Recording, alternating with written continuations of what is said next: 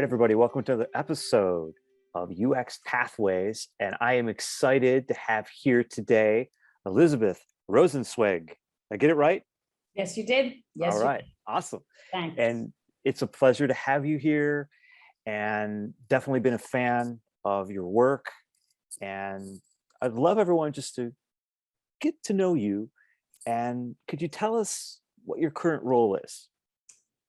So I actually have three current roles. And the one that I am the most proud of is founder and director of World Usability Day.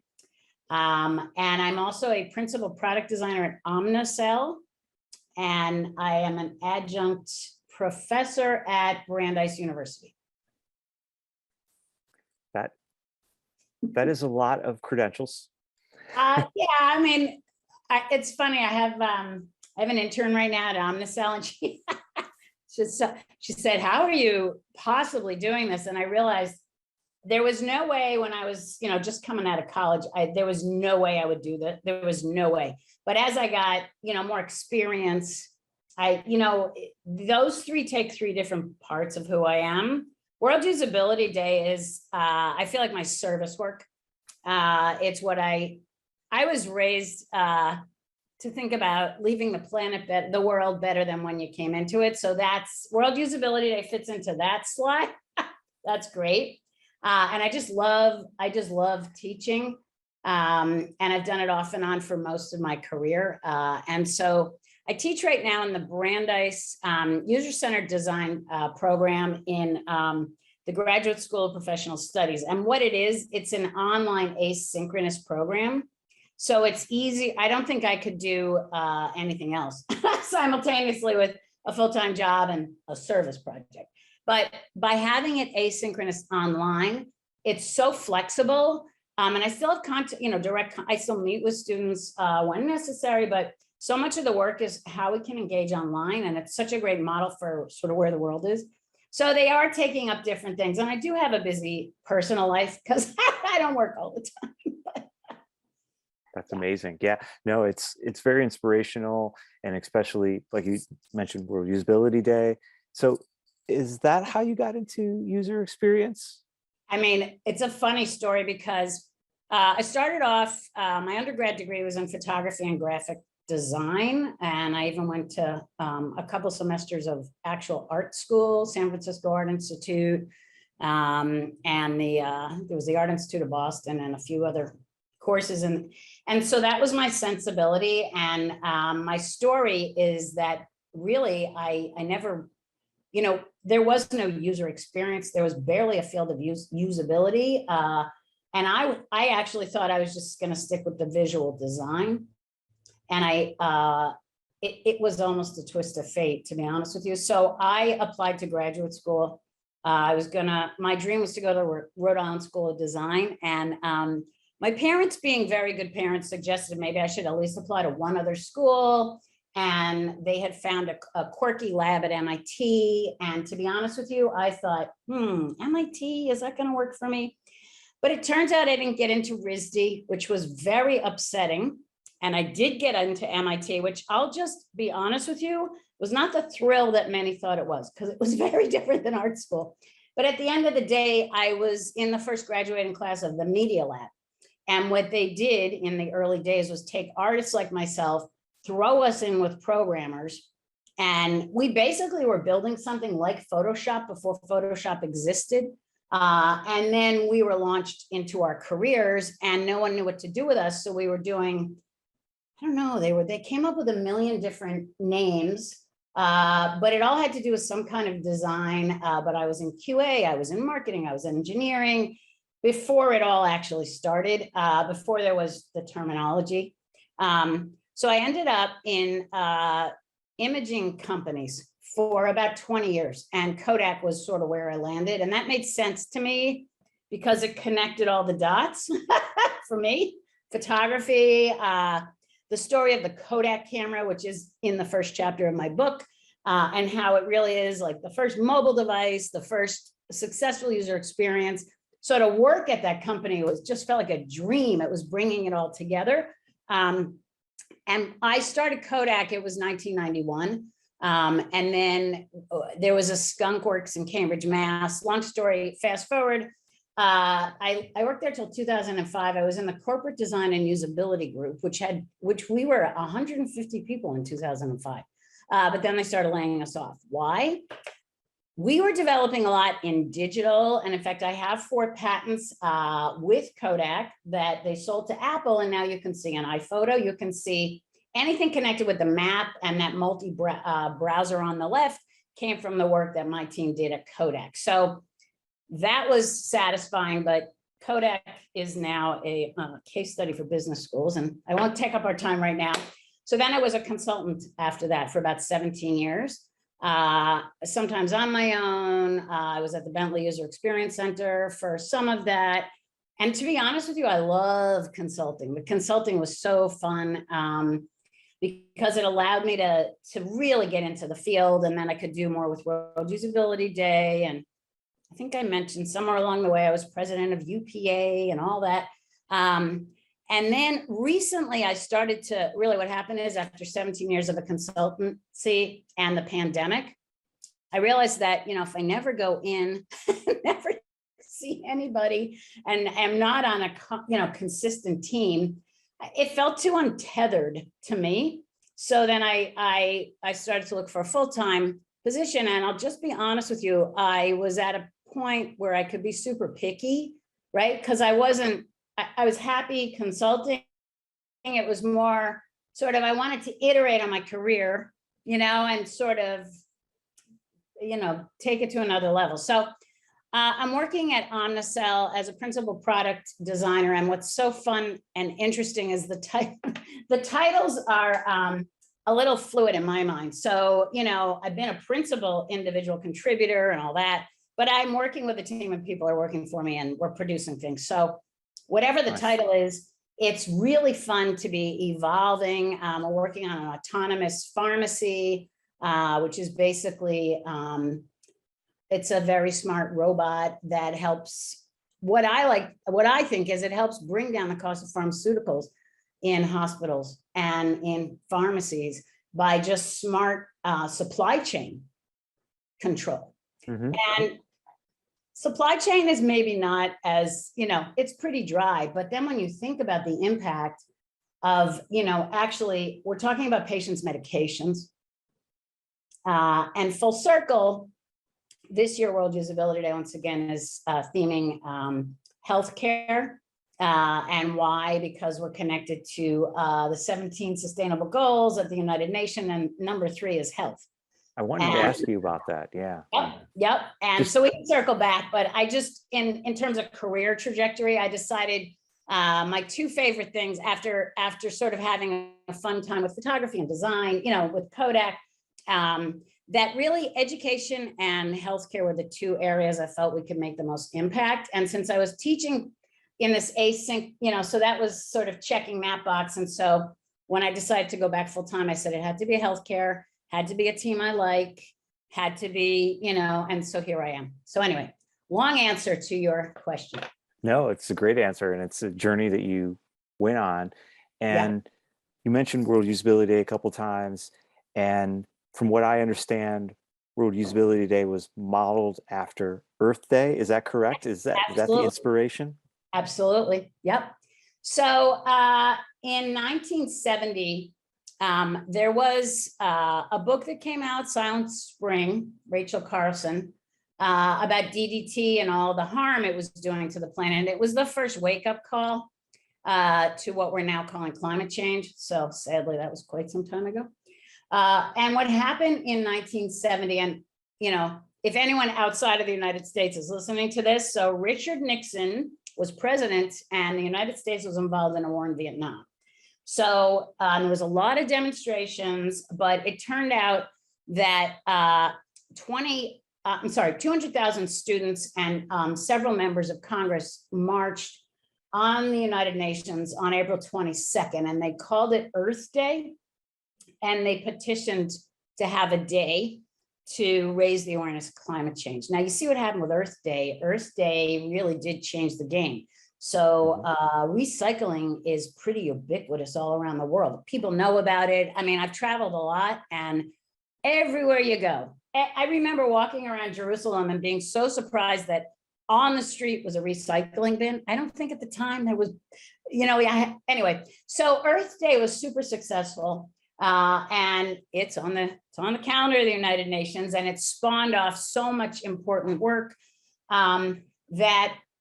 And by the way, what else was interesting about Earth Day and why I told you about what was going on with the United States? So Richard Nixon started the Environmental Protection Agency as a result of the demonstrations on Earth Day. Okay, I know he wanted to win. I know he wanted to distract people from the war and Watergate or whatever, or that didn't happen yet. But the EPA was born because of that, and that was huge. So that was our model. And since 2005, we've been holding events on the second Thursday in November.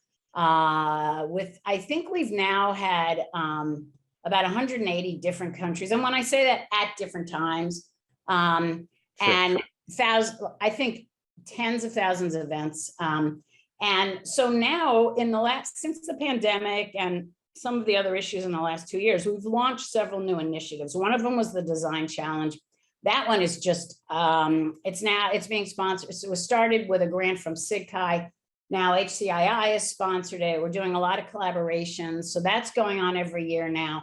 And then I started after the summer of unrest of 2020, after Michael Floyd was killed, I started a speaker series, and now we have a YouTube channel for the speaker series. And so we were doing, starting off with marginalized communities. So I've got the UX of Arabic UX, and that came out of Jordan. I've got a talk about framing futures from Pakistan. Most recently, we talked to designers in Kyiv and figuring out ways to connect with them. So that's been launched. That's a year-round activity, and we're still having our events. And now we have the UN initiative, where our goal is to get to the calendar of the United Nations by the General Assembly in 2023, which is about September. So what we're trying to do is as much as we can between now and then to just show the world what a big difference we can make. And it's not a trivial difference, it's huge. If you look at the sustainable goals of the United Nations, there's 17, and it's not just climate change, it's poverty, education, equity. I mean, it's everything. And our work, I think, can impact almost everything. And in fact, a few years back, we had a theme that was, first we had one thing was design for the future you want.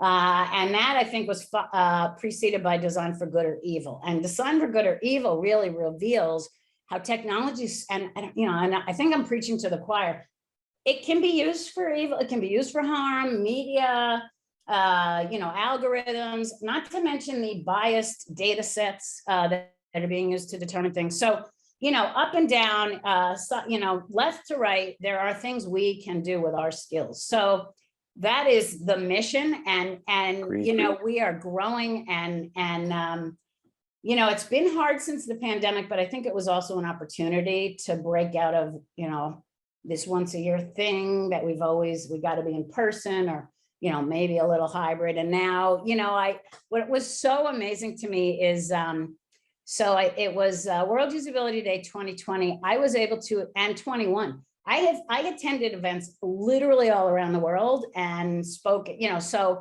I woke up, I talked to India, and then I think I was Austria, and then I went to a meetup with the Michigan group and got to meet students from Michigan, and then back down, I can't remember where I was, LA, all from literally right here. So, we're trying to work with what we have, and I think we're making progress. I think you are too. I've definitely been a supporter of World Usability Day. And you did mention something that I think audience are all trying to figure out is, sure, where do you think the future of user experience is going? So that's a great question. And I think we have to collaborate with everybody. And that's part of the mission of World Usability Day, is that, when the field was starting off, and we're only 40 years old, our field. And so it's evolving very quickly. SIGHI I was on a panel there celebrating SIGHI at 40, and they're the oldest computer human interaction. You know, UXPA spun off of SIGHI. So I think we've gotten too splintered, and I think it's not helpful. I think that it's great that we have, you know, IA and UX and UI, and UX is not the same as usability. And I understand all that. And I think it's necessary as we grow, and now we have CX and service design, and that's wonderful in terms of learning. But I think it's made us a little divided, and I think it's not helpful anymore. And so what I am urging is, and the reason it's still World Usability Day, and believe me, we've been petitioned by many groups, it should be World User Experience Day. And you know what? Usability is the underlying factor. Can I use it? That's what has to bring us together. And people don't understand, it's not this addition, it's not this extra thing, it's the foundation. So if I can't use it, it's useless. Everything else doesn't matter. It's the most important thing is whether it's usable. And when I say usable, I mean the 17 sustainable goals. For example, this is not usable. I'm sorry, I didn't mean to say it was a particular company. The idea that I walk around with a tiny computer that everyone calls a phone, first of all, it's not a phone. So it's not a great phone. And anyways, why do I need a new one all the time? I'm filling landfills, and I'm taking precious metals out of the earth just to keep making a new one. Why is not this a modular system that I can reconfigure myself? So I don't have to keep putting it in a landfill. I mean, don't get me started. This is not usable. So we're broadening the meaning of usability, and I'm sure people will have a lot to say about that and bring it on. But that's where we have to go. We have to go together. So if you go to we're starting a partner community group through World Usability Day, and I'm behind and posting some of the logos. But if you go now, we already see World IA Day, SIGHI, HCII, UXPA, 24 hours of UX, and a group probably, I think that's older than SIGHI, called IFIP, which is actually the original Association of Computer Folks. It's the International Federation of Information Processors. That's celebrating 60 years. So they're with us. We're getting plain language. We've got Arabic, HCI, British Computer Society. We're working on the graphic design, the human factors. We're doing it, and we want everyone to join in with us, because the only way I think we're going to work this is if we work together. And when I say work it, I don't mean grow the economy or make more products. I mean actually use our work for good. And I think that's our only hope. Yeah, I agree with you. And I did want to be respectful on time. I've got one more question for you. Okay. And it is related to this kind of future state. And I think you mentioned some threads of it, but why do you think this whole user experience, usability, why has it transformed into this sought after career? It seems like there's so many that are interested in getting into this field. I mean, you can be more creative, you can be in technology, and you can be creative. And you can combine a lot of different skill sets. So you can come in from anywhere. I mean, I came in from design, but for a while I realized everyone just thought I was a researcher, and only because I was doing research at that moment didn't mean that.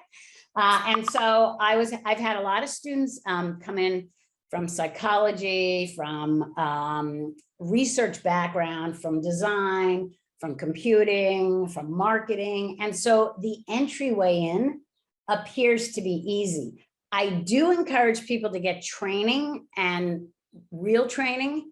And I don't mean to undermine, there's a lot of really good certificate programs out there. There definitely are. But there's programs I've taught into at Bentley and at Brandeis, and they're very different. Bentley is in-person hybrid.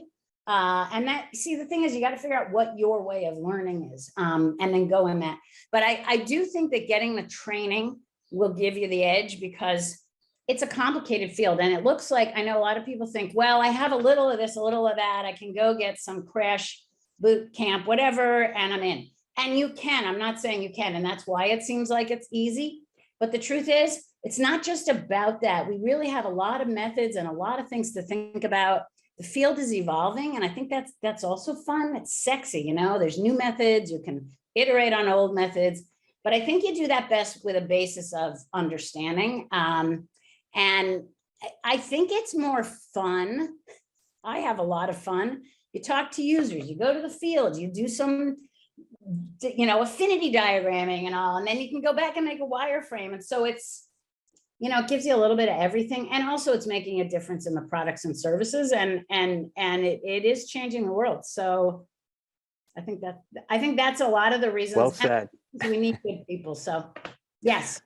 Well, it was a pleasure having you on the podcast. Thank you for your words of inspiration. Thank you for everything that you've done for this industry. And I wish you well in the future. Oh, thank you so much. And thanks for the opportunity to talk to you and look at the Golden Gate Bridge, which I love, and have a great rest of the day. Thank you. All right.